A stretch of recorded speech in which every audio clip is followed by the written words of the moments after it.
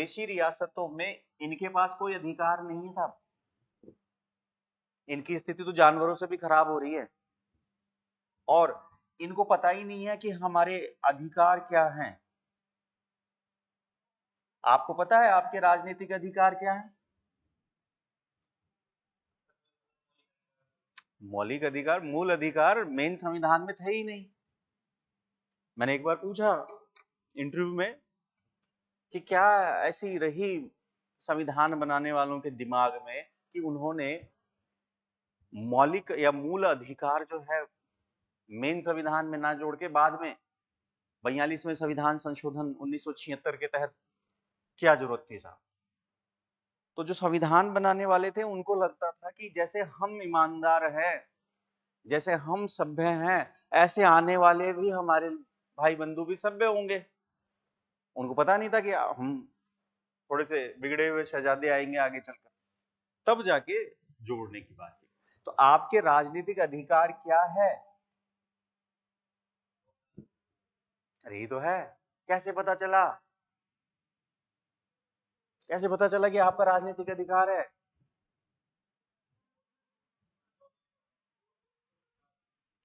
अरे वो सरकार की बात नहीं हो रही, मैंने पूछा से सरकार तो मुझे भी पता है, बात चल रही है आपकी अंतिम स्थिति में चल रही है, ये हो रहा है वो हो रहा है, मोदी जी का प्राइम मिनिस्टर बनना तय है, वो समझ गया। मैं वहां नहीं, मैं प्रैक्टिकली, मैं थ्योरेटिकली बात कर रहा हूँ कि भाई इन लोगों के पास कोई राजनीतिक अधिकार नहीं थे क्योंकि सारे पावर किसके पास थे? इन दोनों के पास। अब मैंने आपसे पूछा कि आपके राजनीतिक अधिकार क्या है, तो आपने कहा वोट डालना। मैंने पूछा कैसे पता चला?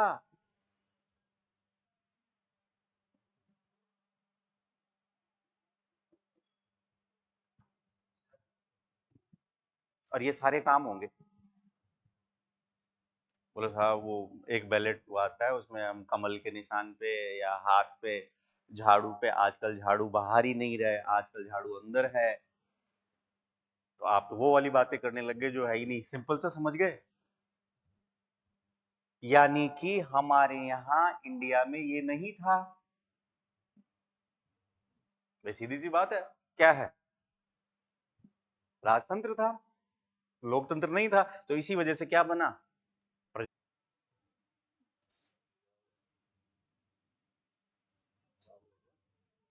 चलिए जब तक मैं आपको थोड़ी, हो गए?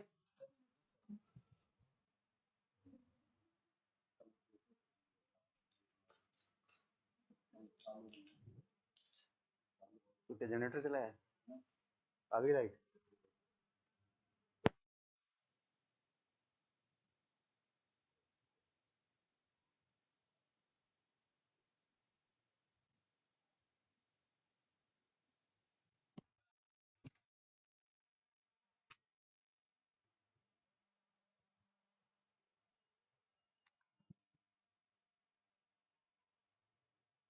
चलिए थोड़ा सा मीणा आंदोलन के बारे में भी पढ़ते हैं, तब तक और विद्यार्थी जो अलाइव थे वो लाइव हो जाएंगे।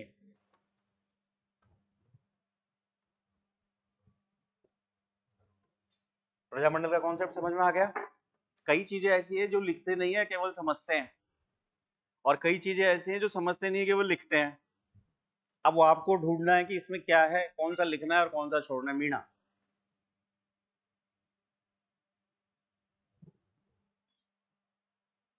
अब मीणा जाति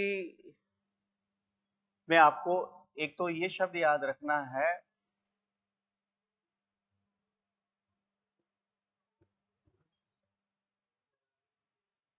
जरायम पेशा कानून।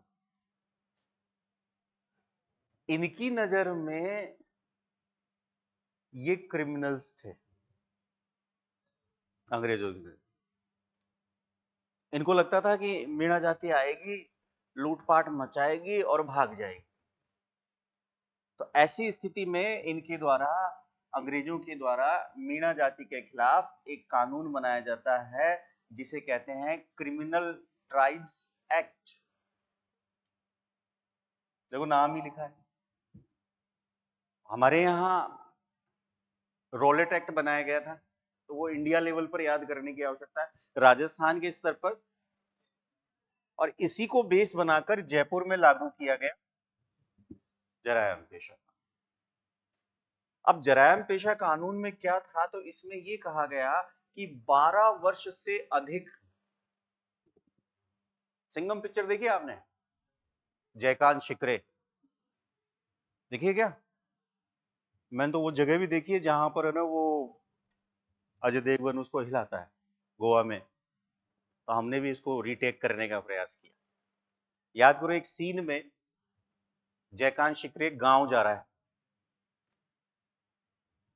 अंगूठा लगा, उसको रोज गांव आने को कहा गया था, ठीक है। तो इस कानून के तहत 12 वर्ष से अधिक आयु के जितने भी मीणा जाति के लोग हैं, उन्हें रोजाना पुलिस थाने में हाजिरी देना अनिवार्य था। सोचो आपको ये कहा जाए कि रोजाना कोतवाली छोटी चौपड़ पर जाकर हाजिरी देकर आना, दिमाग खराब हो जाएगा। एक दो दिन तो ठीक लगेगा, चौथे दिन से पुलिस वाले आपको ऐसे देखेंगे, आ गया चल, पांचवें दिन आ गया पुलिस साइन। कोई क्राइम हो तो समझ में भी आए ना, 12 वर्ष। देखो आप, हाँ कुछ इतिहासकार कहते हैं नहीं साहब इसकी आयु 25 वर्ष थी, लेकिन अधिकतर इतिहासकार यही बोलते हैं। और यदि आपके परिवार में किसी बालक का जन्म हुआ है तो इसकी सूचना भी देनी है। और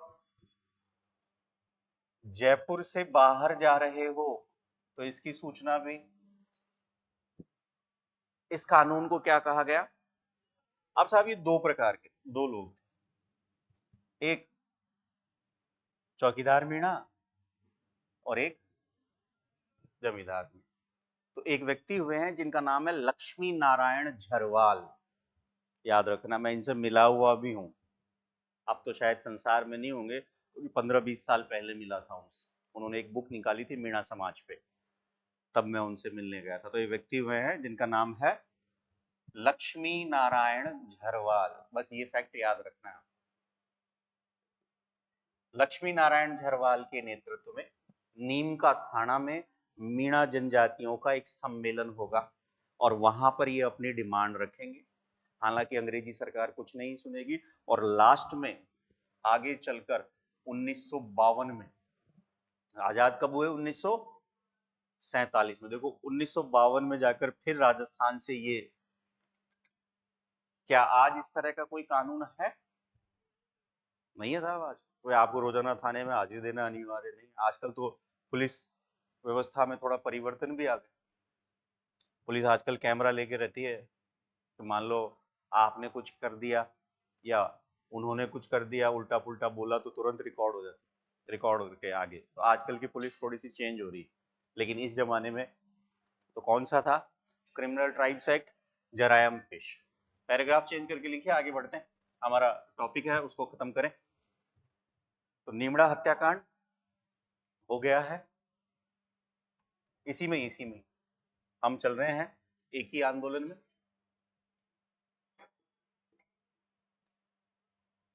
लिखिएगा, एक ही आंदोलन में आगे।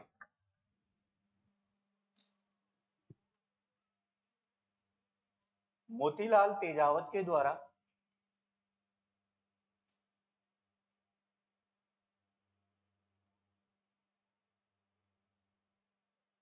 मोतीलाल तेजावत के द्वारा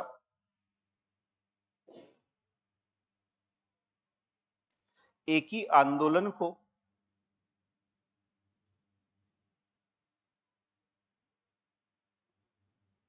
एक ही आंदोलन को आगे आगे बढ़ाने, मोतीलाल तेजावत के द्वारा एक ही आंदोलन को आगे बढ़ाने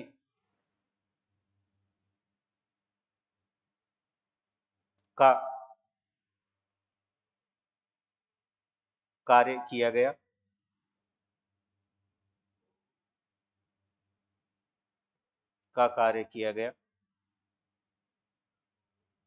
नीमड़ा हत्याकांड के बाद तेजावत जी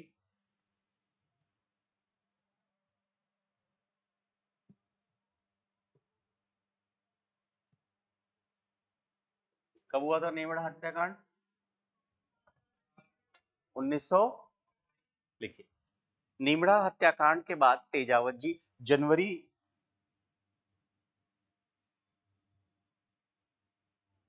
1923 में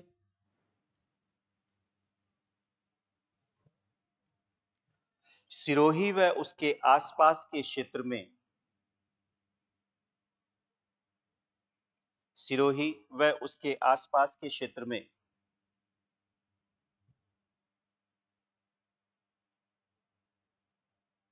भीलों को एकत्रित करने का कार्य करते हैं। भीलों को एकत्रित करने का कार्य करते हैं।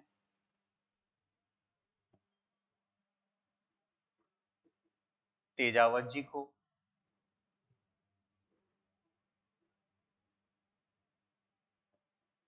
मेवाड़ का गांधी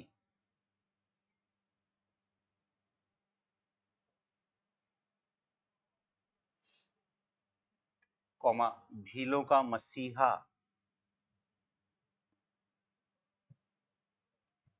मेवाड़ का गांधी कौमा भीलों का मसीहा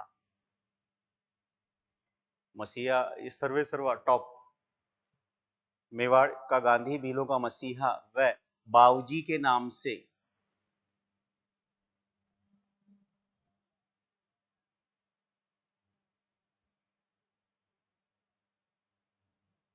वह बाऊजी के नाम से जाना जाता है। इनके द्वारा नारा दिया गया इनके द्वारा नारा दिया गया इन्वर्टेड कॉमा में लिखिएगा हुकुम हाकिम व हुकुम नहीं। इनके द्वारा नारा दिया गया हाकिम व हुकुम नहीं।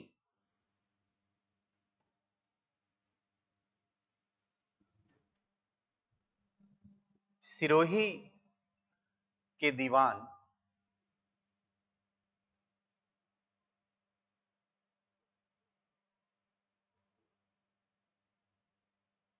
रमाकांत मालवीय याद रखिएगा सिरोही के दीवान रमाकांत मालवीय दीवान का मतलब क्या अभी बात करते हैं। रमाकांत मालवीय ने गांधी जी व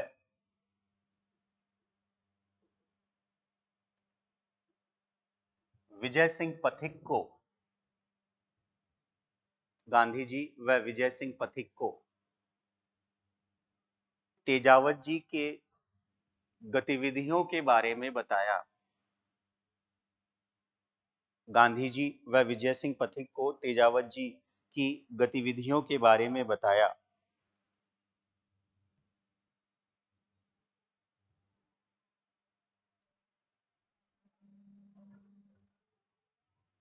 गांधी जी ने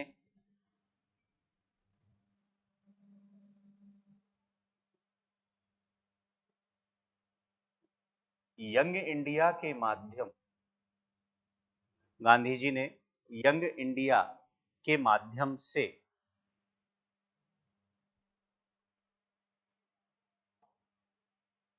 यंग इंडिया के माध्यम से कहा कि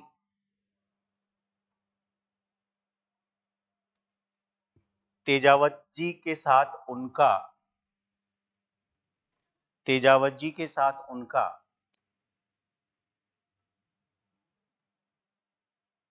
प्रत्यक्ष व अप्रत्यक्ष रूप से प्रत्यक्ष व अप्रत्यक्ष रूप से कोई लेना देना नहीं है।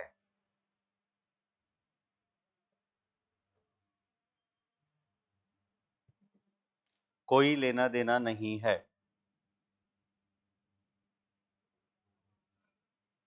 रमाकांत मालवीय व विजय सिंह पथिक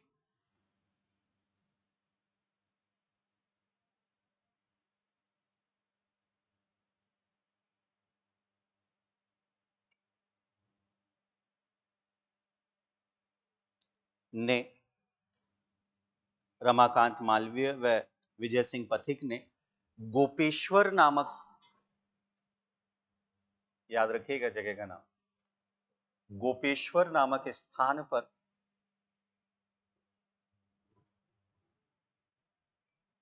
गोपेश्वर नामक स्थान पर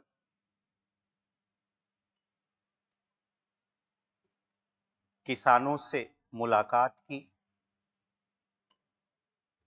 किसानों से मुलाकात की और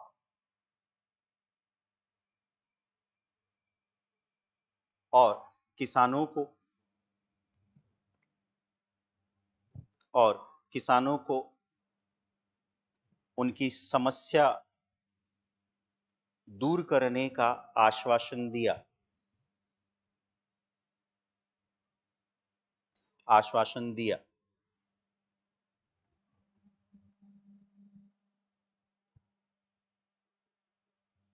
आश्वासन दिया, एक छोटा सा हेडिंग।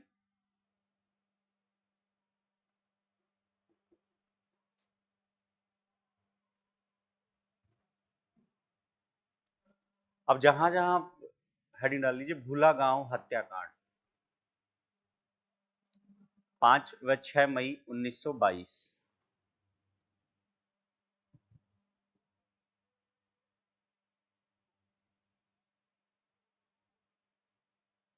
देखिए, एक है मेवाड़ भीलपुर, एक है रोहिड़ा तहसील।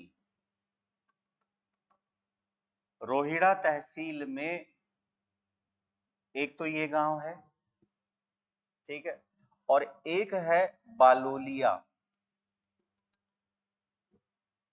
तो यहां पर सभा हो रही थी और सभा पर गोलियां चला दी गई। यहां भील तो मरे ही मरे,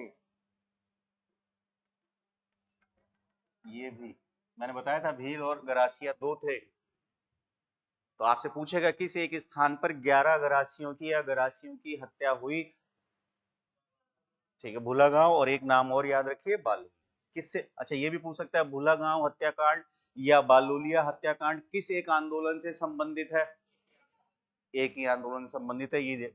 अब ये जो घटना घटी जिसमें लोग मारे गए, इस पूरी घटना की जांच के लिए आगे आया है राजस्थान सेवा संघ। मैं आपको बता चुका हूं कि राजस्थान सेवा संघ की स्थापना विजय सिंह पथिक के द्वारा की गई है, महाराष्ट्र के वर्धा नामक स्थान पर की गई है, 1919 में की गई है। वहां से उनका एक समाचार पत्र है जिसका नाम है राजस्थान केसरी। राजस्थान में राजस्थान सेवा संघ का मुख्यालय अजमेर में है और अजमेर से एक समाचार पत्र निकल रहा है नवीन राजस्थान। और राजस्थान सेवा संघ से कई लोग जुड़े हुए हैं, माणिक्यलाल वर्मा, राम नारायण चौधरी, विजय सिंह पथिक, हरिभाऊ उपाध्याय। सवाल यह है, सोच के जवाब दीजिएगा। ऑप्शन मैं आपको यहां देता हूं, 4 नाम दे रहा हूं। एक विजय सिंह पथिक, एक राम नारायण जी चौधरी, एक माणिक्यलाल वर्मा और एक हरिभाऊ उपाध्याय। एक घटना घट रही है, कौन सा? भूला गांव। कब की बात है? 5 व 6 मई 1922 की, ठीक है। कौन सी सेना है? मेवाड़ भील। रोहिड़ा तहसील, एक गांव बालोली। गोलियां चला दी गई, इससे पहले मुलाकात भी हो रही है। एक तरफ तो आप आश्वासन दे रहे हो कि आपकी समस्या है, दूसरी तरफ आप गोली चला रहे हो। तो गोली चला रहे हो तो गरासिया भी मारे गए, भील भी मारे गए। अब इस पूरे घटना की जांच के लिए अपॉइंट किया गया किसको? राजस्थान सेवा संघ। सवाल यह है कि राजस्थान सेवा संघ की ओर से किसने अपनी रिपोर्ट प्रकाशित की? Option A, option B, option C और ऑप्शन डी। लगाओ आप तुक्का।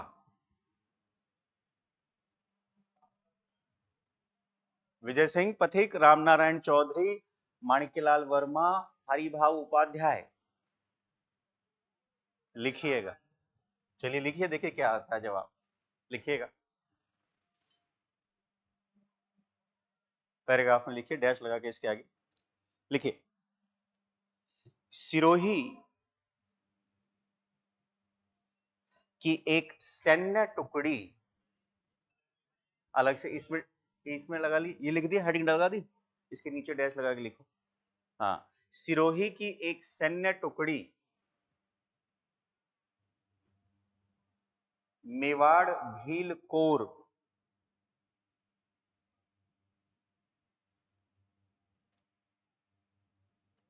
के द्वारा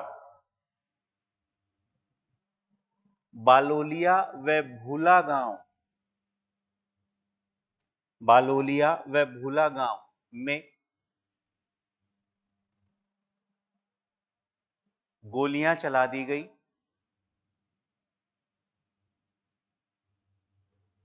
गोलियां चला दी गई, जिसमें भील व गरासिया, अंडरलाइन कर लेना साहब, जिसमें भील व गरासिया जनजाति के लोग मारे गए, भील व गरासिया जनजाति के लोग मारे गए।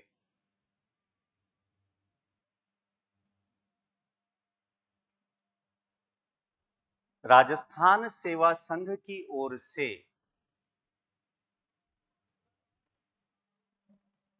राजस्थान सेवा संघ की ओर से रामनारायण चौधरी के द्वारा, रामनारायण चौधरी के द्वारा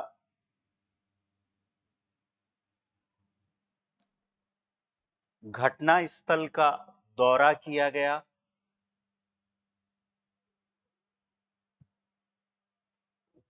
घटना स्थल का दौरा किया गया, और इस संबंध में इन्होंने अपनी रिपोर्ट प्रकाशित की।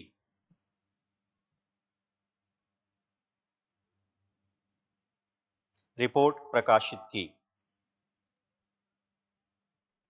क्लियर? किसने करी रिपोर्ट प्रकाशित? रामनारायण। एक छोटा सा हेडिंग और डाल लीजिए, तेजावत जी के द्वारा आत्मसमर्पण करना, या तेजावत जी का आत्मसमर्पण,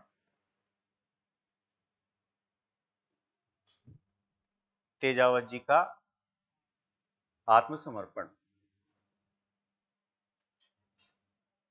लिखिएगा।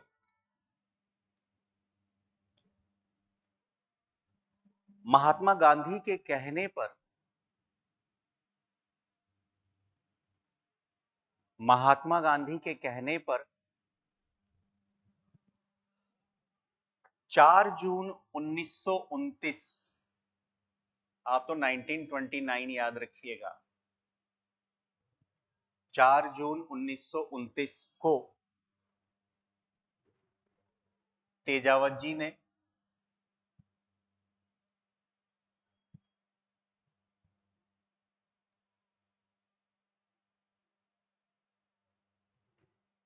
ईडर स्थित खेड़ ब्रह्म, तेजावत जी ने ईडर स्थित खेड़ ब्रह्म नामक स्थान पर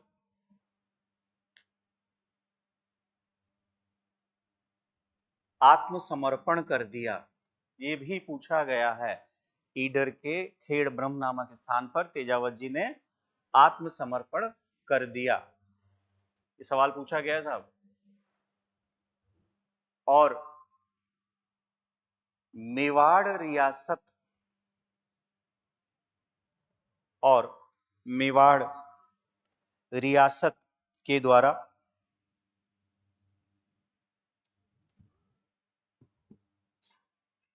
उन पर राजद्रोह का मुकदमा,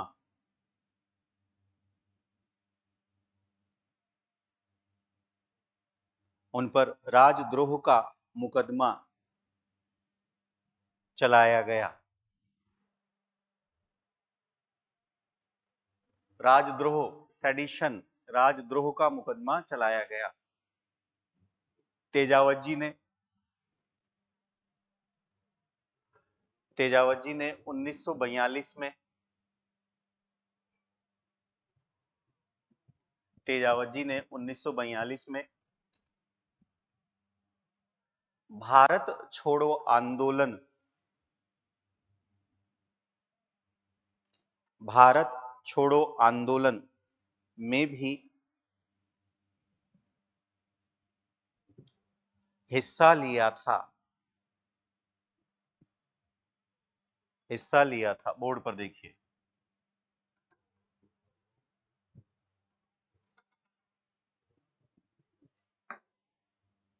देखो कब गए, तो अब वैक्यूम हो गया भाई। आप ये तो चले गए ना, कौन संभाले? वो तो एक तो वो भी चले गए। सवाल ये बनता है कि फिर इन दोनों के बाद, यानी इनके बाद और इनके बाद भीलों का नेतृत्व किसने किया? तो सवाल का जवाब यह है कि 1930 में एक संघ बना है, वनवासी सेवा संघ। देखो सन याद करने की जरूरत नहीं, अगर ये याद है कि तेजावत जी ने कब सरेंडर किया, 1929 में कांग्रेस का लाहौर अधिवेशन हुआ है, ऐसे याद कर लो। और यहां कांग्रेस ने पहली बार पूर्ण स्वराज की बात की है, और इसी समय तेजावत जी जेल चले गए। कहां सरेंडर किया? गुजरात, ईडर, खेड़ ब्रह्म। और किस रियासत ने उन पर मुकदमा चलाया? मेवाड़ रियासत। ये तो याद रहेगा साहब। अब दो लोग हैं,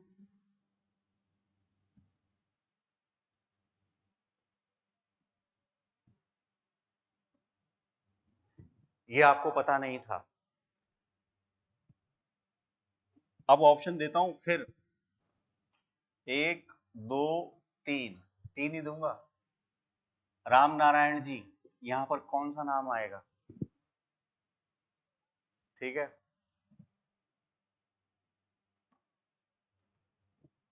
माणिक्यलाल। और यहां पर रिपोर्ट किसने दी? राम नारायण चौधरी ने दी ना। अरे इतनी जल्दी कैसे भूल जाते हो आप? यहां पर रिपोर्ट किसने दी? फिर वो चले गए जेल, जेल गए तो फिर 1930 में क्या बना? वनवासी। भील क्या थे? वन के वासी थे, तो वनवासी भीलों की सेवा। कब बना? एक तो आ गए भूरेलाल बया, याद है भूरेलाल बया के बारे में? मेवाड़ प्रजामंडल में नाम आएगा इनका जब मैं स्टोरी सुनाऊंगा मेवाड़ की। और तीसरा नाम है, अब बताओ। यही है साहब, तो मैंने कहा था आपको आता है। लिखिएगा, वनवासी सेवा संघ।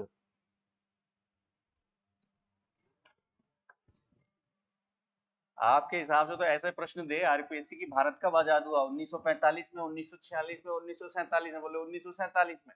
बोले अच्छा। आर्टिकल 17 किससे संबंधित है? छुआछूत से, गरीबी से? बोले छुआछूत से। बोले मजा आ गया था, सारे ही पास हो जाएंगे तो कोई पास नहीं होगा। लिखिए, वनवासी सेवा संघ 1930 में, 1930 में भूरेलाल बया, भूरेलाल बया व भोगीलाल पांड्या के द्वारा, भोगीलाल पांड्या के द्वारा वनवासी सेवा संघ की, वनवासी सेवा संघ की स्थापना की गई,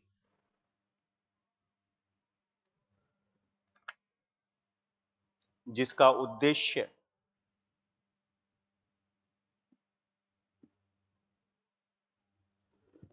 उद्देश्य भीलों में सामाजिक,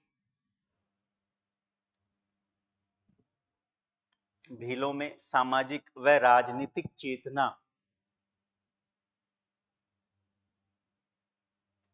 सामाजिक व राजनीतिक चेतना जागृत करना था।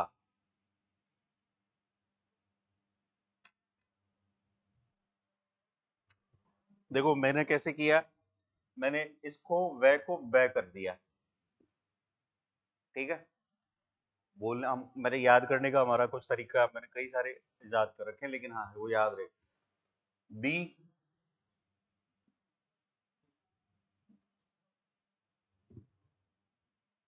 B B B. अब मैं मिटान भी देता हूँ, देखो आप, तो आपको सबको याद, सन भी याद रहेगा।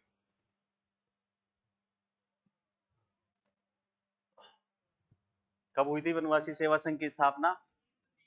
अब ऐसे पढ़ो, पढ़ने की बजाय ऐसे पढ़ो कि जब तेजावत जी ने सरेंडर कर दिया 1929 में, तब यहाँ पर वैक्यूम की स्थिति हो गई, और वैक्यूम यानी खालिस्तान, खालिस्तान होने के बाद इसको भरने का कार्य किया वनवासी सेवा संघ के द्वारा।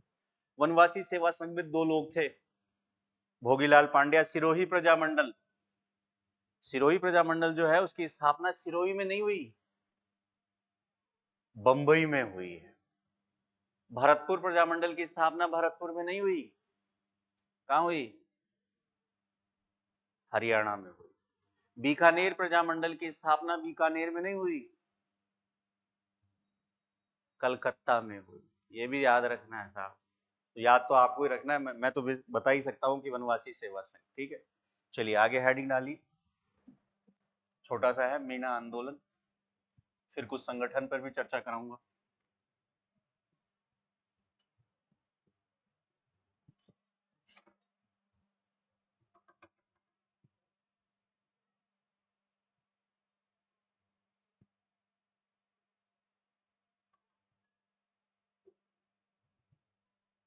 मीणा आंदोलन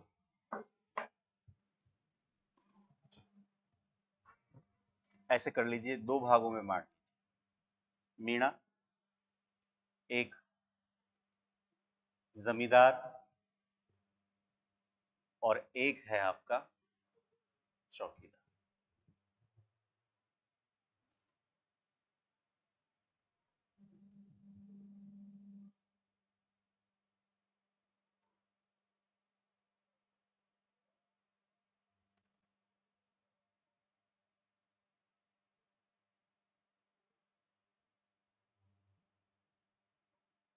ऑप्शन दे रहा हूं वापस।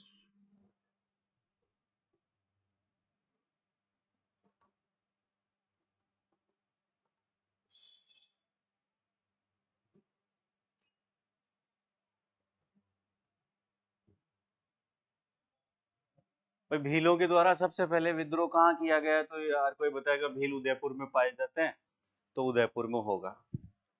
मेरा सवाल है कि मीणा जनजाति के द्वारा सर्वप्रथम निम्नलिखित में से किस एक स्थान पर विद्रोह किया गया? यहाँ भी पाए जाते हैं, हाड़ौती क्षेत्र में भी थोड़े बहुत, यहाँ भी पाए जाते हैं, और सबसे ज्यादा तो सबसे पढ़ी लिखी, ठीक है, ये पड़ता है। अभी भी, अभी की बात नहीं करें, उस समय की बात करें, अभी तो बहुत सारी चेंज हो गई, सलूम्बर बन गया था। जयपुर को भी दो टुकड़े कर दिए आपने, है ना। कई डिस्ट्रिक्ट तो और बन गए, तो आप डिस्ट्रिक्ट में तो घूमते रहो, तो डिस्ट्रिक्ट का मैंने ये सिंपल सा किया है, जगह याद रखो आप। तो ज्योग्राफी का जब सर पढ़ाएंगे आपको तब याद करना। ये उस समय उदयपुर में पड़ता था जहां। तो सवाल यह है कि मीणा जनजाति के द्वारा सर्वप्रथम कहां विद्रोह किया गया? ऑप्शन ये रहा। बोले सर ये ऐसे ऐसे प्रश्न क्यों पूछते हो? ऐसे प्रश्न इसलिए पूछता हूं कि ये आपको लंबे समय तक याद रहते हैं, और छोटे छोटे प्रश्न है। क्या तेजावत जी ने भारत छोड़ो आंदोलन में हिस्सा लिया था? ताकत के साथ बताओ, बिल्कुल सर, ऐसा हो ही नहीं सकता। आगे तो लास्ट में 19 आजादी के बाद उनकी मृत्यु हुई है। आंसर क्या है? बूंदी गलत जवाब, जयपुर भी गलत जवाब है, कोटा भी गलत जवाब है। जहाजपुर, अब जैसे मैंने जगह बताया ना, अब जगह जानबूझ के बताया मैंने आपको, उदयपुर, तो उदयपुर में आपका दिमाग स्ट्राइक ही नहीं करेगा। मीणा कैसे पहुंच सकते हैं साहब वहां, जबकि मीणा तो हमारे आसपास है। एक लाइन लिखिए पहले। मीणा जनजाति के द्वारा सर्वप्रथम, मीणा जनजाति के द्वारा सर्वप्रथम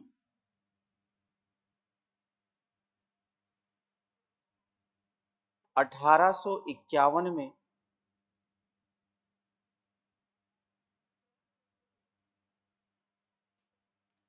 उदयपुर रियासत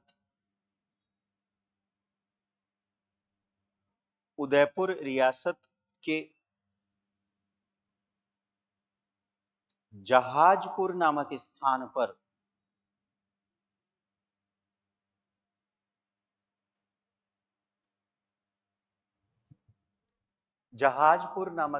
पर विद्रोह किया गया था। जहाजपुर नामक स्थान पर विद्रोह किया गया था। अब सिंपल सी बात है, एक ही कारण था जो मैंने आपको बता दिया, लेकिन 1851 में अभी भारत पे शासन चल रहा है ईस्ट इंडिया कंपनी का, और ईस्ट इंडिया कंपनी जो थी इसकी नीति थी, और इनके द्वारा शोषण में भी क्या शोषण किया जा रहा है, आर्थिक, भारतीयों का। यानी कि इंग्लैंड जो है भारत से यहां से कच्चा माल ले जाता है और तैयार माल यहां ला रहा है। तो बोले इन जनजातियों से ली जाती थी बेगार, और इन जनजातियों को कहा जाता था कि आप हमारे लिए इसका कार्य करें। और गुप्तचरी यानी कि स्पाई किसके खिलाफ बनो, हमें बताओ कि आपकी रियासत में कोई राजा गड़बड़ तो नहीं कर रहा है। तो मीणा उन्हें बोला ना साहब, आपको पता है कि जयपुर रियासत के बहुत वफादार माने जाते हैं मीणा, ठीक है। तो इन्होंने मना कर दिया तो फिर इनके खिलाफ सैनिक कार्रवाई कर दी, और सैनिक कार्रवाई कर दी तो मीणाओं ने सबसे पहले 1851 में जहाजपुर नामक स्थान पर विद्रोह कर दिया। अगली लाइन लिखिए।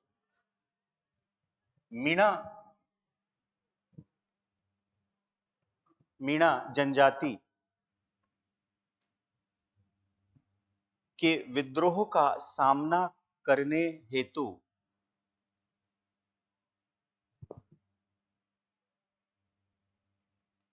1855 में एक सैनिक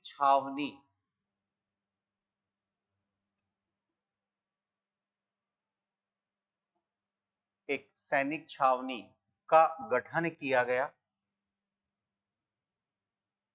एक सैनिक छावनी का गठन किया गया जिसका मुख्यालय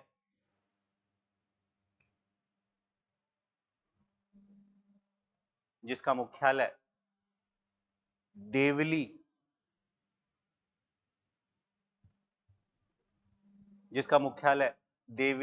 में स्थापित किया गया।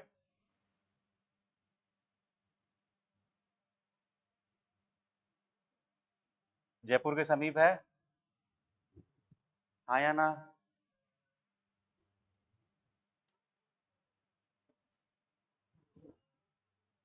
और दो स्थान को और कवर कर रहे हैं अंग्रेज।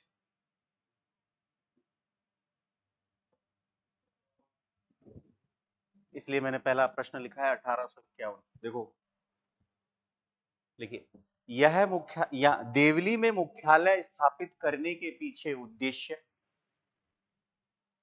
देवली में मुख्यालय स्थापित करने के पीछे उद्देश्य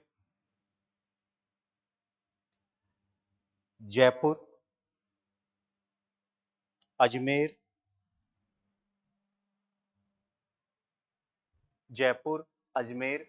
बूंदी व मेवाड़ क्षेत्र में मीणाओं पर नियंत्रण स्थापित करना था।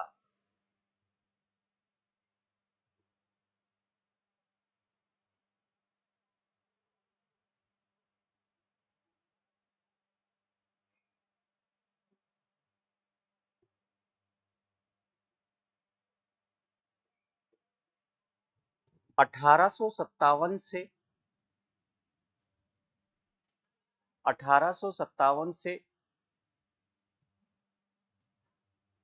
1860 तक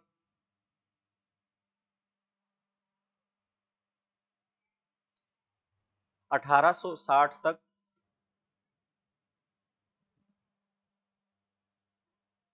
इस सैन्य टुकड़ी को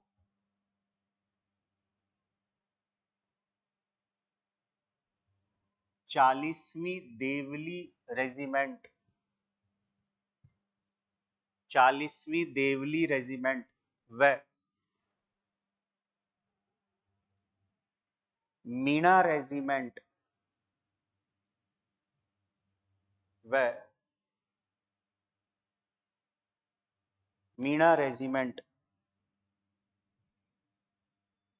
के नाम से जाना जाता था।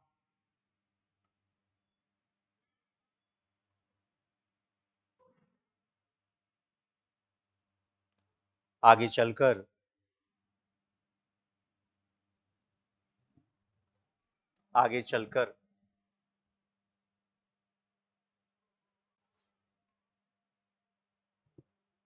इस सैन्य टुकड़ी में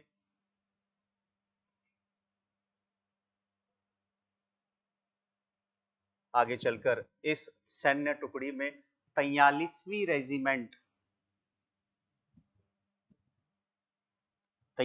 रेजिमेंट को मिला दिया गया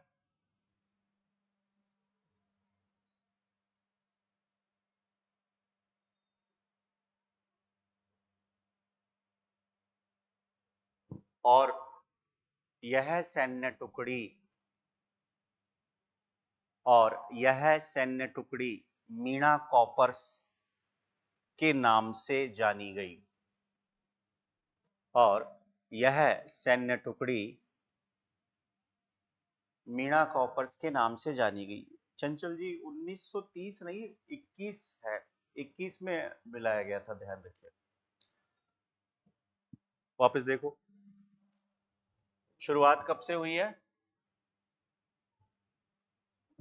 क्लियर है ना, कहां से हुई है, अरे कहां से हुई भाई, जहाजपुर से हुई।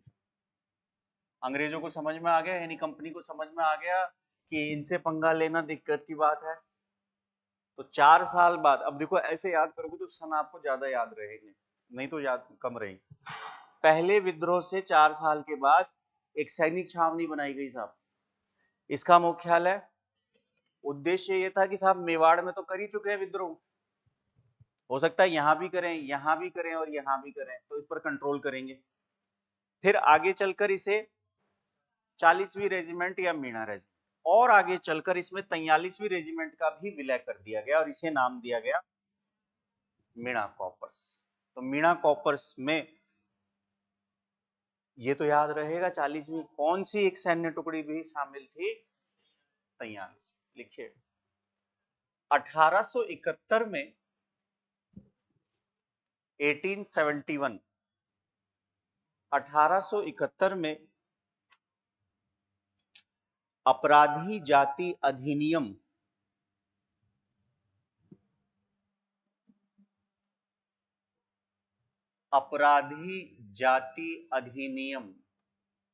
देखो कानून का नाम कितना अच्छा है,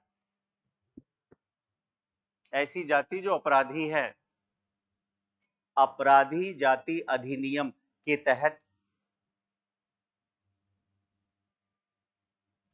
मीणा जाति का पंजीकरण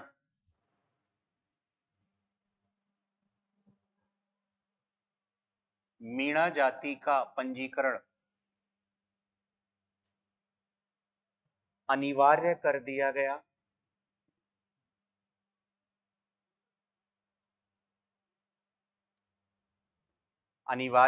गया। और मीणा जाति के लोगों को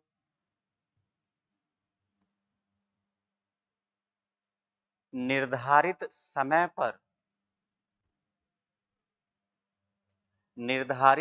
पर पुलिस थाने में हाजिरी देना अनिवार्य कर दिया गया।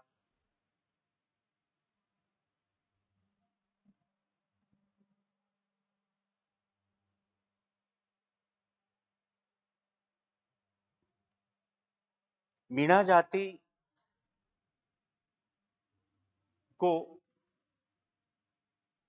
बाहर जाने के लिए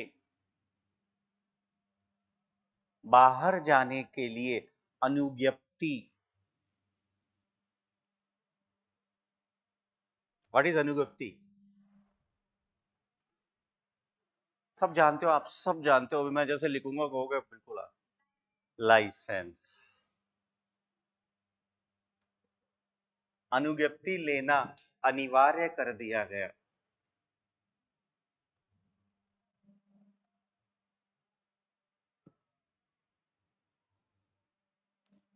नियमों का उल्लंघन करने पर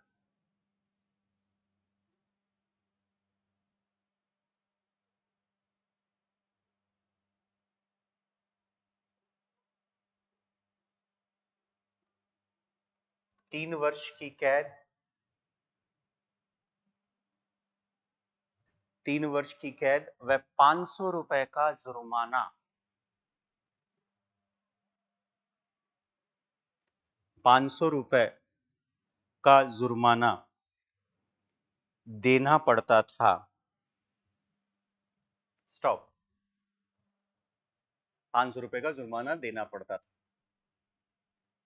इसमें कोई संदेह नहीं है, जो भी तैयारी करके जाएगा वो इसको पढ़कर जाएगा, है ना? पढ़ाएंगे यही साहब, मैंने भी यही बताया। और इसमें भी संदेह नहीं है कि ये बात इसको भी पता है। और हमेशा से इतिहास गवाह है, क्योंकि मैं इतिहास ही पढ़ाता हूं, कि जो आप पढ़कर जाते हो ना, वहां से सवाल नहीं आता है और फिर एग्जाम में खोपड़ी खराब होती। अपराधी जाति अधिनियम 1871, ठीक है, इसके तहत क्या किया गया? बोले साहब सबसे पहले तो रजिस्ट्रेशन कराओ आप। कौन? बोले रजिस्ट्रेशन में क्या होगा? बोले रजिस्ट्रेशन में ये होगा कि आपको टाइम बताया जाएगा कि आपको थाने में रोजाना हाजिरी कितने बजे से कितने बजे तक देनी है। एक फिंगरप्रिंट्स, देखो अंग्रेज, हमारा तो प्रशासन चला नहीं रहे, मीणाओं के पीछे पड़े थे हाथ। बोले आपके फिंगरप्रिंट्स चाहिए साहब। फिर बाहर घूमने जाओ, किसी से मिलने जाओ, शादी विवाह में जाओ, तो अब सोचो आप कि आप पुलिस स्टेशन, आज के पुलिस स्टेशन को सोचो और अंग्रेजों के जमाने के पुलिस स्टेशन को सोचो, कितना अंतर होगा। आज भी एक बार ऐसा लिखा हुआ था ना, अपराधियों में भय, जनता में विश्वास, तो कई बार मुझे उल्टा लग जाता है। अपराधियों में विश्वास, जनता में भय, ऐसा है आज भी भारत में। भारत में यदि पुलिस आज किसी के घर जाती है तो पड़ोसी उसको ऐसे देखते हैं, क्या हुआ, ये जीप कैसे आई थी? अच्छा, फिर बातें ऐसी निकलेगी, बात निकलती जाएगी, निकलती, बाद में पता चला कि उसने तो पासपोर्ट के लिए आवेदन किया था और वो सत्यापन के लिए आए थे साहब, लेकिन लोगों ने उस आदमी को शाम तक ये बना दिया, पता है फलाने जी के घर पुलिस आई थी आज, नीचे भी बुलाया था उनको, पता नहीं क्या हुआ, दिए भी होंगे 2-4 सेवा पानी, यहां तक लोग सोच लेते हैं। सवाल ये है, 3 वर्ष की कैद, निम्नलिखित करना। सवाल मेरा यह है कि क्या इसमें बालक यानी बच्चे और महिलाएं भी शामिल होंगी? हाँ या ना? लिखिए नीचे स्टार लगा के। बालकों और महिलाओं पर भी, बालकों व महिलाओं पर भी उपरोक्त नियम लागू किए जाते थे।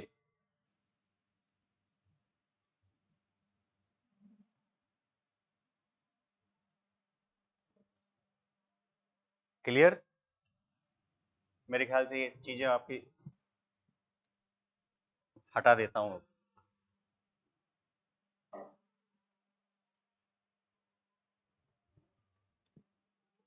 अब लो भाई साहब, अब बोर्ड पर देखो, हटा रहा हूं, हो गया।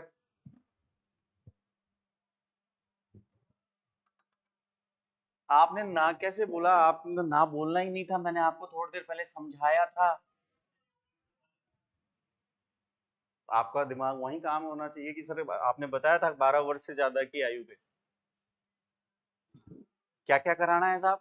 एक तो लाइसेंस लेना है, और रजिस्ट्रेशन कराना है, और दूसरा थाने में रोजाना हाजिरी देनी है। अंगुलियों के बच्चे और फीमेल्स वो भी शामिल हैं, अगर उल्लंघन करते हो तो सोचो आप, एक दिन कोई व्यक्ति थाने में हाजिरी देने नहीं पहुंचा तो फिर क्या होगा? ये तो देगा ही नहीं। 500 रुपए बहुत बड़ी राशि है साहब, 1871 में। आज के दौर की और उस दौर में बहुत फर्क। और फिर अब सोचो आप, फिर कहते हैं अंग्रेज की साहब हमारे यहाँ पे मीणा जनजाति लूटपाट मचा रही है, उपद्रव मचा रही है। आपने छोटे सी की तो सजा इतनी बड़ी रखी है, और वो भी सजा क्या है? जेल। अब सोचो, जेल में कोई व्यक्ति जाएगा बिना किसी अपराध के तो उसकी खोपड़ी वैसे ही खराब रहेगी। बोले मैंने कुछ किया ही नहीं है, जबरदस्ती मुझे उठा के, और जेल में मिलेंगे बड़े बड़े लोग। कैसे आया? बोले एक दिन थाने में नहीं गया था साहब, बस। किसने भेजा? बोले अंग्रेजी सरकार। बोले क्या उद्देश्य है? बोले वो जो अंग्रेज है ना, उसको उल्टा लटका के पीटना है। बोले इतनी सी बात, कब निकलेगा? बोले अब 3 साल। बोले हम भी तेरे साथ ही निकलेंगे। वो गैंग कैसे बनती? यही होता है साहब। आपको मैं बता दूं, जज साहब सजा नहीं देते हैं, सजा तो अंदर बैठे कैदी देते हैं। बोले कैसे आया? जैसे अपने यहाँ घाट गेट है ना, तो पूछते हैं बोले कैसे आया?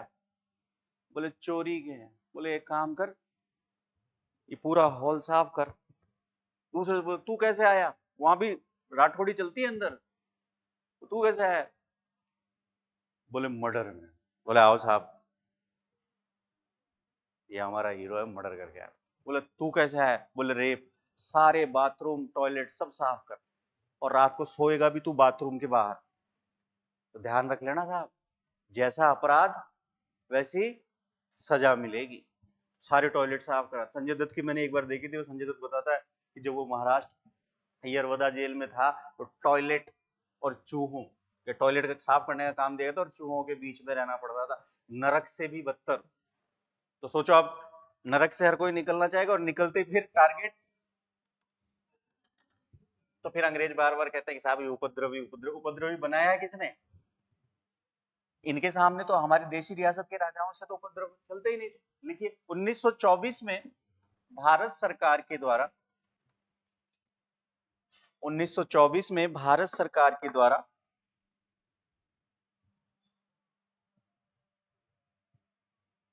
Criminal tribes act, criminal tribes act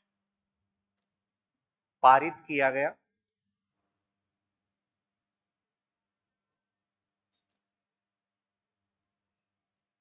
जिसके तहत जयपुर व अलवर,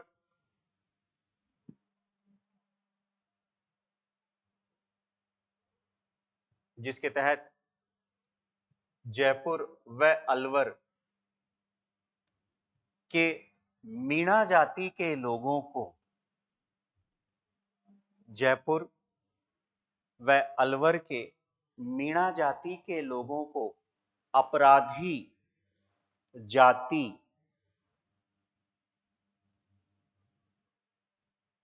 अपराधी जाति घोषित कर दिया गया।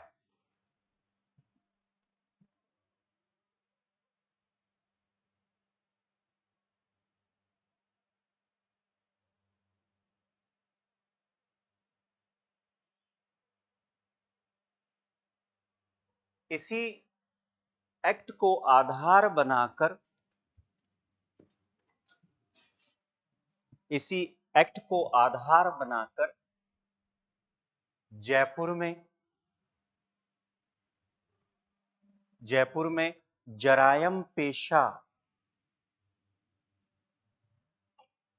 जयपुर में जरायम पेशा कानून लागू किया गया।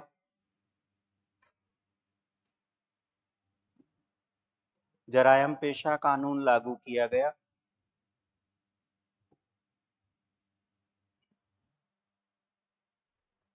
जिसके तहत 12 वर्ष से अधिक आयु के जिसके तहत 12 वर्ष से अधिक आयु के मीणा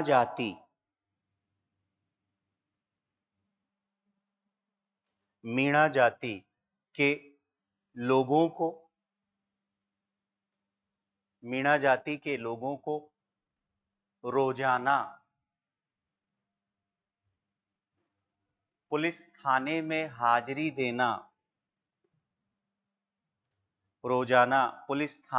हाजिरी देना अनिवार्य कर दिया गया।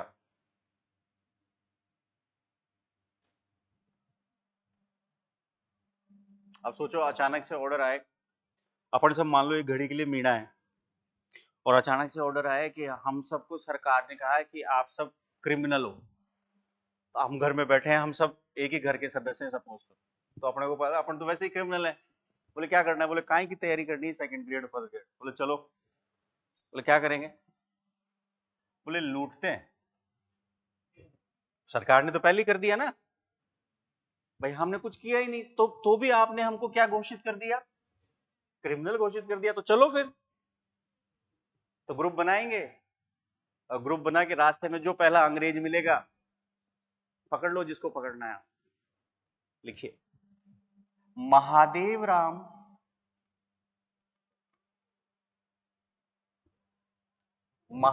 राम तथा छोटू राम झरवाल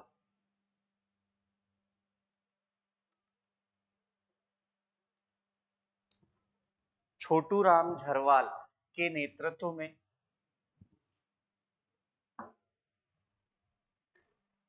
नेतृत्व में जरायम पेशा कानून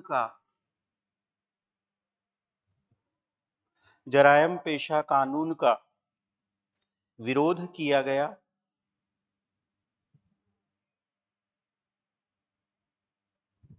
1933 में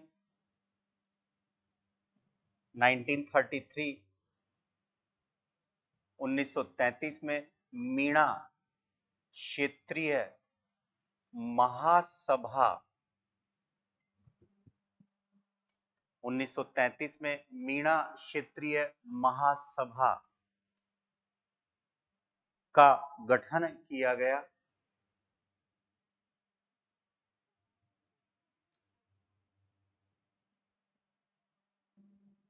1942 में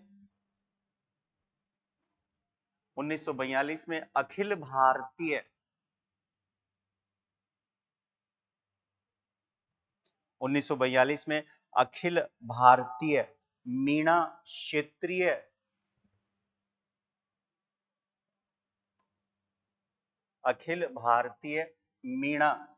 क्षेत्रीय महासभा का अधिवेशन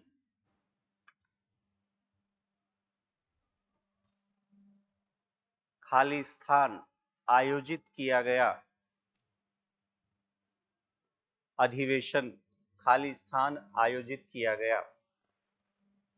ऑप्शन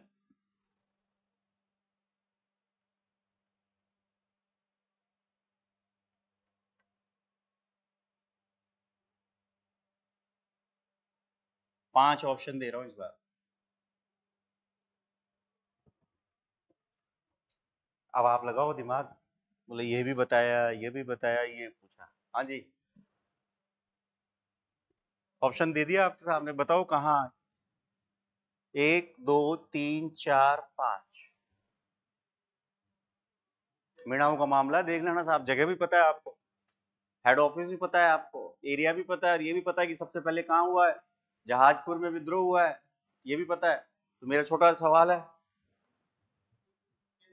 ये राजपूत नहीं है कि आप सोचो कि वो राजपूतों वाला जो 200 याद आया, अलवर, जिसमें मैंने अभी आज आती पुकार की बात की है। तो बताओ इसका आंसर।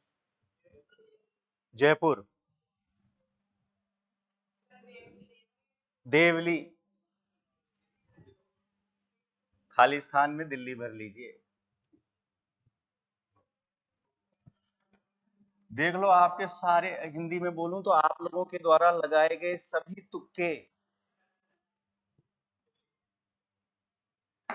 तो कृपा करके एग्जाम में अगर इस तरह के सवाल आए तो तुक्के का प्रयोग। एक चीज, कितने लोगों के दिमाग में दिल्ली आया था पहली बार में आया? देखो, दो चीजें होगी, इसको कहते हैं दिल, इसको कहते हैं दिमाग।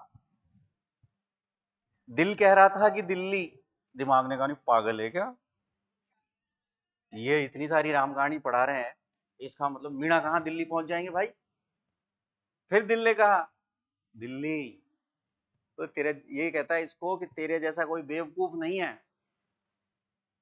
तो ये कहता है कि तू अपने आप को ज्यादा समझदार समझ। देखो, इन दोनों के बीच लड़ाई होती है एग्जाम में, इतनी सुबह सुबह होती है, 6:30, मेरी तो रोज होती है 6 बजे उठते समय, 5 मिनट और, बोले पागल हो गया है, तो 5 मिनट से क्या बिगड़ जाएगा, फिर ये समझाता है।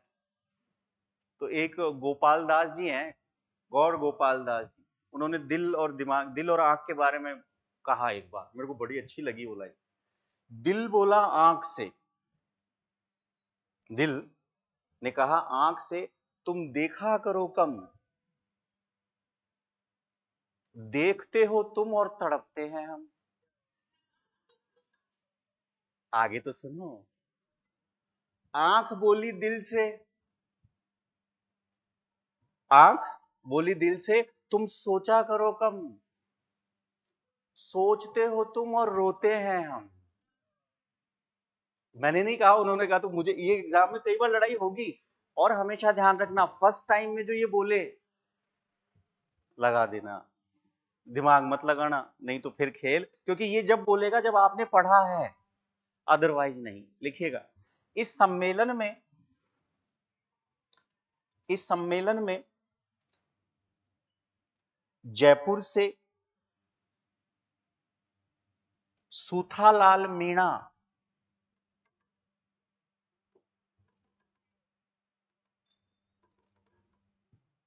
कौमा,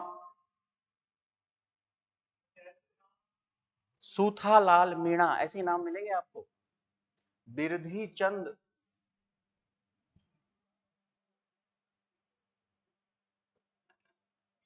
व भंवरलाल,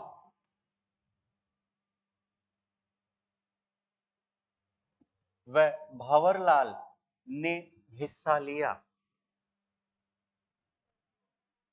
भंवरलाल ने हिस्सा लिया।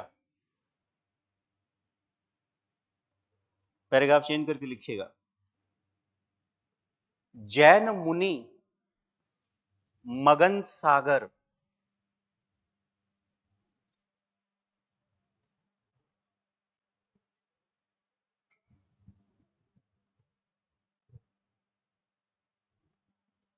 जैन मुनि मगन सागर के द्वारा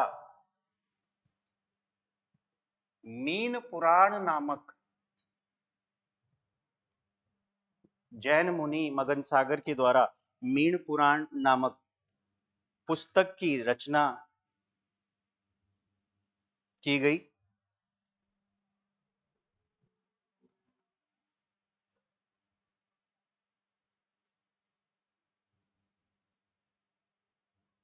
और इन्हीं के नेतृत्व में, और इन्हीं के नेतृत्व में अप्रैल 1900,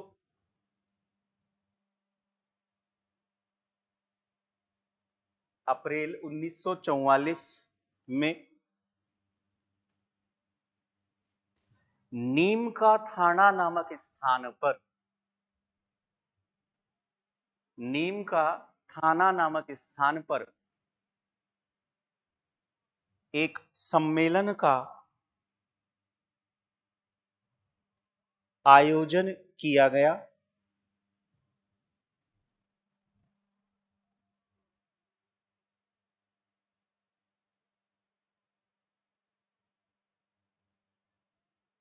यहां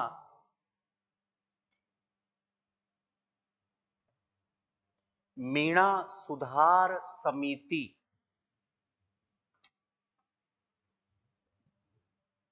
मीणा सुधार समिति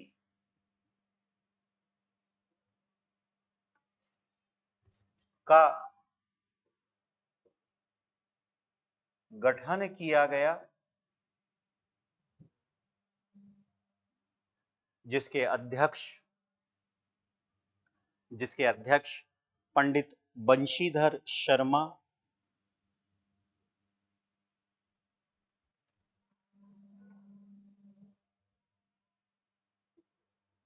मंत्री राजेंद्र कुमार,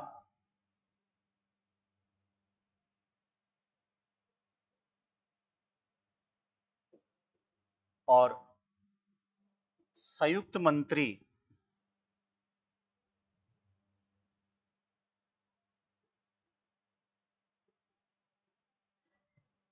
लक्ष्मी नारायण झरवाल।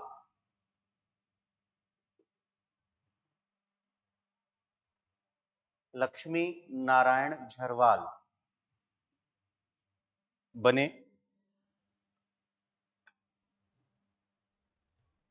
आगे ये याद रख रहे हैं, तीनों नाम इंपॉर्टेंट है। अध्यक्ष, गौर से देखो, मीणा जाति है, अध्यक्ष कौन है? शर्मा जी, है ना। यानी कि जातिगत भेदभाव नहीं है, दूसरी जाति के लोग भी आ सकते हैं। दूसरा देखो, धाकड़ जाति के किसान और नेतृत्व कर रहे थे विजय सिंह पथिक, अपने स्टेट से भी नहीं थे। यानी कि गौर से देखो तो अपने इंडिया में या राजस्थान में सांप्रदायिकता नाम की कोई चीज नहीं है। तो पहली चीज, अध्यक्ष राजेंद्र कुमार, पूरा नाम है इनका राजेंद्र कुमार अजय, पूरा जरूरत नहीं है आपको। तो बंशीधर जी, राजेंद्र जी और लक्ष्मी नारायण जी। उद्देश्य, मीणा सुधार समिति के उद्देश्य, क्या उद्देश्य हो सकते हैं आपके हिसाब से?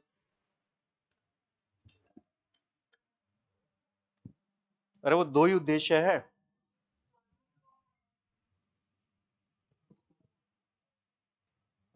अब ये तो फिर वही वाली बात आ गई कि बोले साहब मीणा सुधार समिति, तो लड़ाई इसके लिए हो रही है। एक और उद्देश्य याद रखना,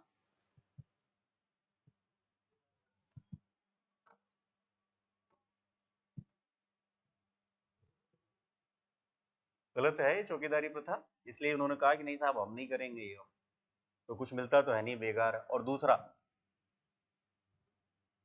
मीणा समाज में प्रचलित बुराइयों को दूर, ये सर्वे सर्वा है सर, किसी में भी सवाल आ जाए तो बुराइयां तो सब में ही रहेगी। तो पहला काम तो क्या है, इस उद्देश्य क्या है? जरायम पेशा कानून को रद्द करवाना। दूसरा काम क्या है? चौकीदारी प्रथा को समाप्त करना। और तीसरा, तो लिखिए नंबर 1, उद्देश्य में नंबर 1, जरायम पेशा कानून, जरायम पेशा कानून को रद्द करवाना।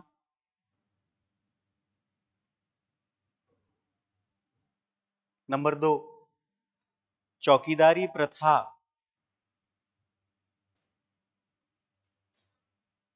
चौकीदारी प्रथा को समाप्त करवाना। और मीणा समाज में प्रचलित, मीणा समाज में प्रचलित बुराइयों को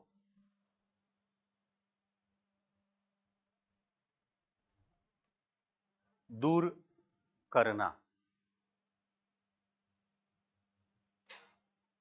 वापस से देखिए, मैंने कहा है सबसे पहले विद्रोह मीणाओं ने 1851 में किया। कहाँ किया? जहाजपुर में। फिर एक सैन्य टुकड़ी बनाई गई, उसका हेड ऑफिस देवली, जयपुर, अजमेर, दिख रहा है वो लिखा हुआ है, जयपुर, अजमेर, बूंदी और मेवाड़। नाम 18, ये लिखा हुआ 1857 से 1807, तो क्या नाम था? 40वीं रेजिमेंट। ठीक है, फिर इसमें जोड़ दी गई 43वीं रेजिमेंट, और इसका नाम क्या कर दिया? मीणा कॉपस, खत्म, बस इतना। फिर एक मैंने 1871 की बात की है, उसके कुछ पॉइंट्स हैं वो याद हैं आपको, जरूरत ही नहीं है। फिर है 1924 जयपुर और अलवर, और जयपुर में इसके तहत ऐसे लोग जिनका पेशा अपराध है, समझ गए, ऐसे लोग जिनका पेशा, मेरा पेशा पढ़ाना है, आपका पेशा पढ़ना है, अभी तो पढ़ना है सर। बोले आपका धर्म क्या है, तो लोग, मैं कई पूछता हूँ लोगों से, बोले आपका धर्म क्या है, वो कोई कहता है हिंदू है, कोई कहता है कि मुस्लिम है, कोई कहता है सिख है, फिर बीच में साहब, नहीं साहब हम तो गुजर हैं, फिर भी जो बोले साहब जाट है साहब, हम तो राजपूत हैं साहब। नहीं, आपका धर्म और मेरा धर्म अलग अलग है। आपका धर्म पढ़ना और मेरा धर्म है, इसमें से अगर कोई भी हिला तो फिर धर्म भ्रष्ट होता है। जैसे आप में से कुछ लोग छुट्टी करते हैं तो धर्म भ्रष्ट होता है, लेकिन अभी क्या हो रहा है कि इसके माध्यम से बोले नहीं जाएंगे, कोई बात नहीं, लाइव तो है ही, और बार बार हट जाते हैं तो फोटो लेने में भी मैसेज आया साहब, सर YouTube पर पूरे टॉपिक्स के वीडियो अवेलेबल होंगे क्या? अब आप मुझे ईमानदारी से बताइए, अगर YouTube पर अवेलेबल हो जाएंगे तो फिर आप क्या कर रहे हैं यहाँ?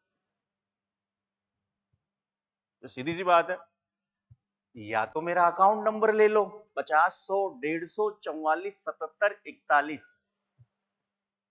मेरा अकाउंट नंबर है HDFC बैंक का, 50 100 150, याद कर रखा है, 3 तो नॉर्मल है, 44 77 41, जितनी इच्छा हो। भाई मैं भी तो बीवी बच्चों वाला आदमी हूं ना भाई, आप लोग यहाँ पैसे देकर बैठे हो, क्यों बैठे हो? सर आपको जितना दे रहे हो उसका कम से कम 500 गुना मिले, और वो भी महीने में मिले, तो हमें भी इस बात की खुशी होगी। तो सारे वीडियो फ्री में तो नहीं मिलेंगे साहब, हर चीज की कीमत होती है, ध्यान रखना, इतिहास यही सिखाता है। और मैं फ्री की जब बात आती तो मुझे दिमाग में केवल एक व्यक्ति दिखाई पड़ता है, अलाउद्दीन खिलजी। फ्री, आप देखो, आप कभी जिंदगी में जब भी आपको कोई चीज फ्री मिलेगी ना, आप उसकी अहमियत खो देंगे। अगर मान लो अभी पोस्टिंग मिल जाए आपको, बोले कहाँ, बोले डूंगरपुर, बोले जा जी ले अपनी जिंदगी, फिर वहां जाओगे मजा ही नहीं आएगा।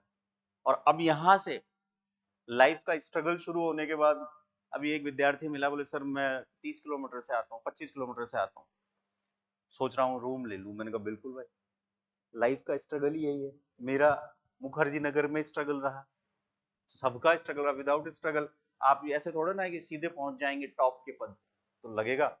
अभी स्थिति ये, चलो यहाँ तो फिर भी एसी वेसी लगा हुआ है, लाइब्रेरी में फिर भी मैंने एक करवा दिया आप लोगों के लिए, लेकिन जितना ज्यादा इसको यूज में लोगे उतना ज्यादा निखार होगा। सोना जितना तपता है ना, उतनी चमक आती है, तो ये ध्यान रखिएगा। सवाल मेरा ये है अगला, तो कितने सवाल पूछ लिए आज आपसे, आंसर बताता हूं पहले, कि ये जो जरायम पेशा कानून था पूरे राजपूताना से हटा दिया गया 1952 में। सवाल ये नहीं है, सवाल ये है कि जयपुर में इस कानून को कब समाप्त किया गया?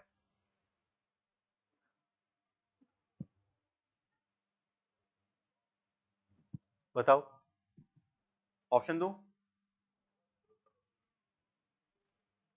42 में तो ये हो ही गया, इसके बाद ही हुआ होगा, पहले तो ये दिमाग लगाओ भाई, ये घटना घटी इसके बाद ही हुआ होगा, तो ऑप्शन दे देता हूं।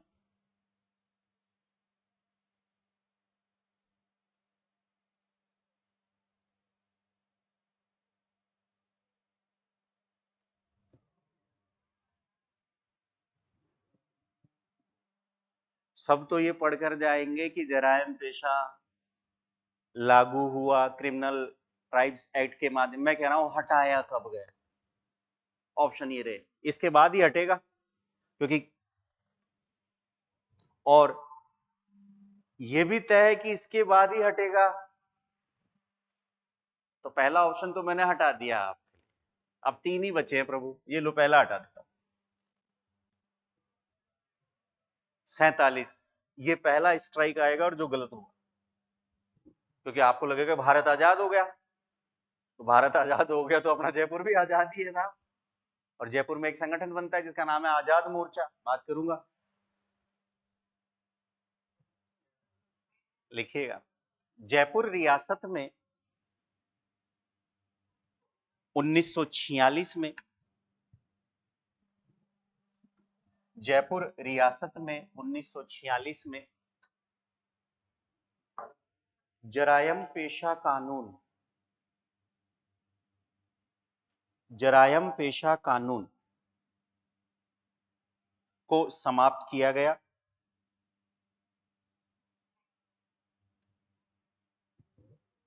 जबकि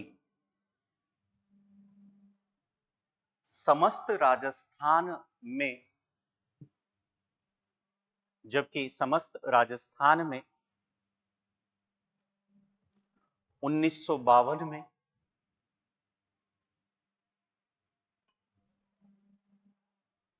जरायम पेशा कानून को, जरायम पेशा कानून को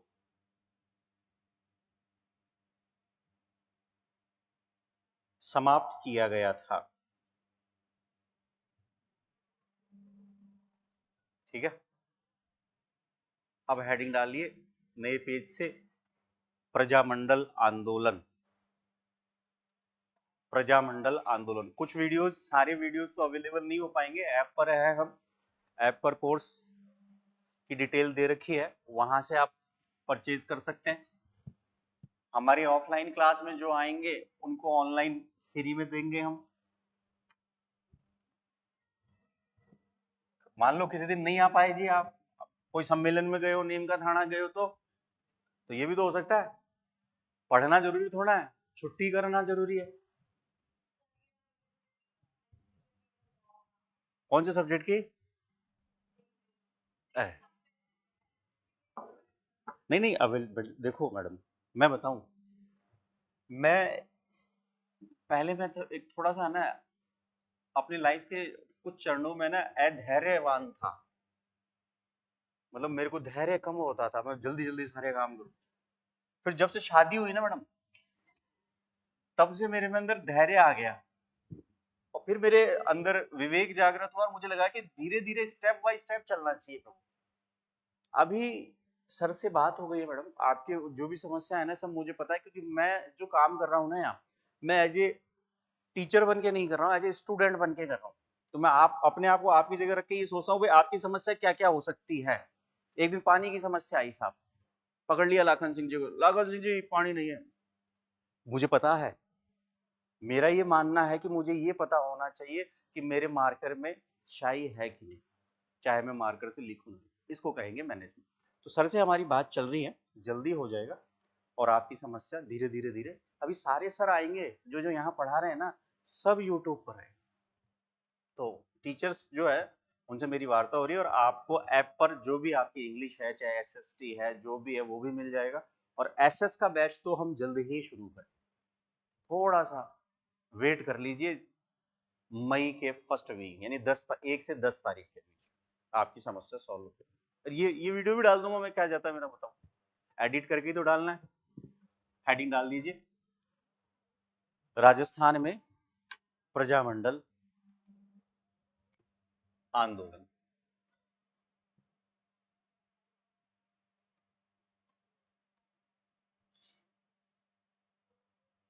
देखो साहब, आराम से थोड़ी देर 5-7 मिनट बैठे। प्रजा मंडल, प्रजा प्लस मंडल, सिंपल सी बात बोले तो प्रजा यानी जनता, मंडल यानी संगठन, तो कहेंगे जनता का संगठन। देशी रियासतों की अगर हम बात करें, तो देशी रियासतों की जनता,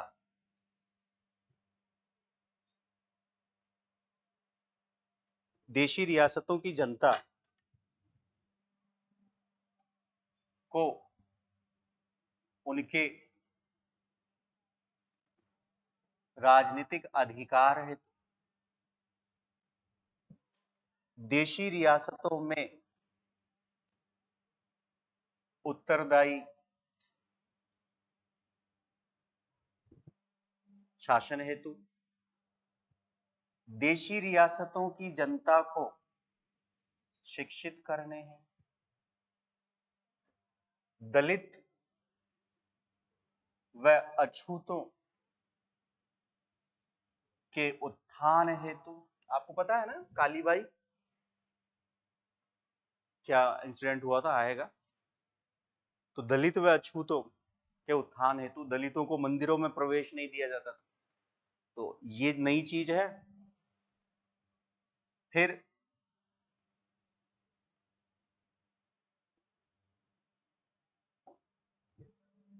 यहीं तक नहीं रुकना है आपको, बस यहीं गड़बड़ हो जाएगी। आपको तो बोले सर ने 2 ही बताए थे साहब, तीसरा आ गया, बोले बेगार तो सर ने वहीं हटवा दी, तो दिक्कत हो जाएगी। और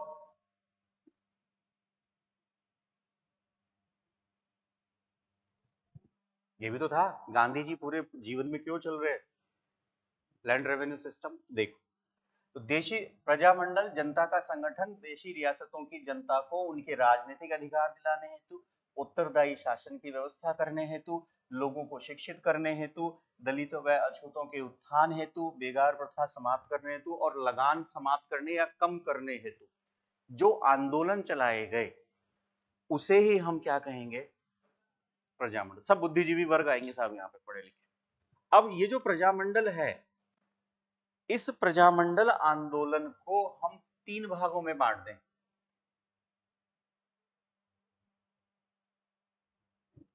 नंबर 1, 1927 से पूर्व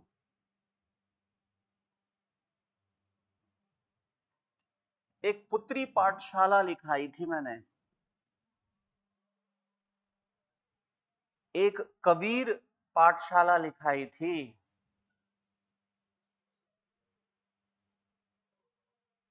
चूरू में एक तो थे कन्हैया जी, याद करो, सर्वहितकारिणी। अब याद आ गया, याद रहेगा साहब, गारंटीड याद रहेगा अगर आप केवल मेरा पढ़ाया हुआ ही रिवाइज कर ले, कहीं कोई दिक्कत। तो इस दौर में पहला कार्य हो रहा है राजनीतिक चेतना जागृत करना, और इस राजनीतिक चेतना के तहत एक संगठन बना सर्वहितकारिणी, एक संगठन बना वीर भारत सभा, एक संगठन बना राजपुताना मध्य भारत सभा। 1918 में इसका, जब 1918 मैंने आपको बताया, एक अधिवेशन बताया था मैंने अमृतसर, मोतीलाल नेहरू, तब मैंने कहा था कि विजय सिंह पथिक वहां जा रहे हैं, और विजय सिंह पथिक ने कहा कि साहब हमारी समस्या है, तो गांधी जी ने कहा नो, तुम्हारी समस्या नहीं है, तुम्हारी देशी रियासत के राजाओं की समस्या है। तो बोले, फिर दोबारा गए, तब गांधी जी ने कहा मौन समर्थन है, अगर आप पहली क्लास से हैं। और